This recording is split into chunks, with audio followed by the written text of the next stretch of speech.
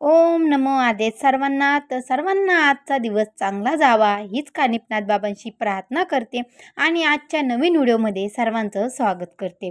तर बघा, घटस्थापना सर्वांची झालेली आहे, पण काही लोकांचे घट म्हणजे जे आपण धान्य टाकलं होतं तर त्याला धन बोलतात, तर ते धन कोणाचं आलेलं नाही आहे आणि दाट हिरवगार धनसुद्धा आलेलं नाही. काहीच्या घटांना बुरशी लागलेली आहे. तर अशा कोणत्या पद्धती कराव्या लागतात हे आजच्या व्हिडिओमध्ये जाणून घेणार आहोत.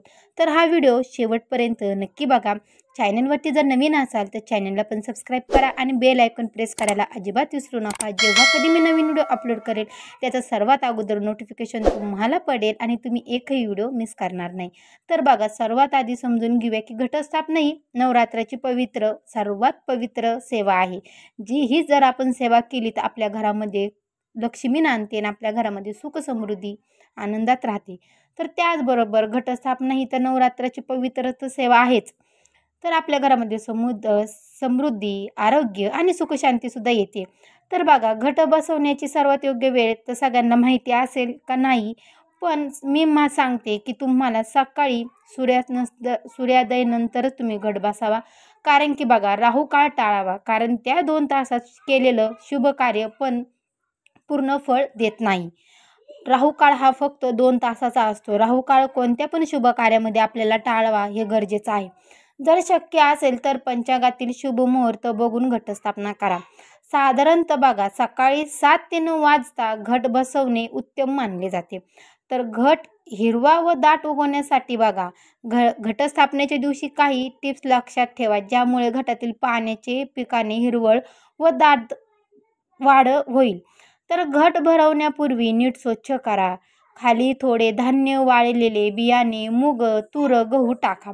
नमक किंवा काही रासायनिक खत अजिबात वापरू नका. ह्याचं तुम्हाला अत्यंत लक्षपूर्वक ऐका. नमक किंवा काही रासायनिक खत तुम्हाला अजिबात वापरायचं नाही. फक्त नैसर्गिक पदार्थ वापरा. तुम्हाला इथे फक्त स्वच्छ पाणी आणि रोज पाणी बदलत राहा. सूर्यप्रकाश मिळेल अशा ठिकाणी घट ठेवा, ज्यामुळे बियाणे लवकर अंकुरित होतील. काही दिवसांनी बियाण्याचं पाणी हिरवं दिसायला लागतं आणि दाट झाडासारखं उगवतं. तर सर्वप्रथम देवीच्या प्रतिमेसमोर व पूजा खोलीत घट ठेवा. घरातील सर्व सदस्य मिळून छोटे आरती व मंत्र जपा. घटात धान्य, बियाणे, पाणी आणि नैवेद्य व्यवस्थित ठेवा. नैवेद्य म्हणून फळ, लाडू, खीर, नारळ वापरा. अखंड दिवा लावा आणि देवीला श्रद्धेने प्रार्थना करा. आईच्या आमच्या घरी सुख, शांती व समृद्धी ठेव.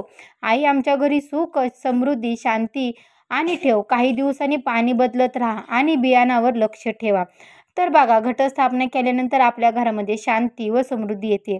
घरातील आर्थिक स्थिती मजबूत होते. बाळ, मुलं आणि कुटुंबाचे आरोग्य चांगले राहते. देवीची कृपा कायम राहते आणि घरामध्ये सुख समृद्धी टिकते.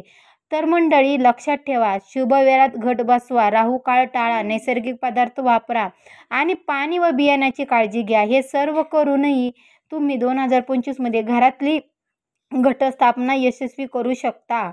तर तुम्हाला हाच सुद्धा तुमचं धन हिरवंदाट येऊ शकतं. तर तुम्हाला जर हा व्हिडिओ आवडला असेल तर नक्की लाईक, शेअर नक्की करा आणि चॅनलवरती जर नवीन असाल चॅनलला पण सबस्क्राईब करा.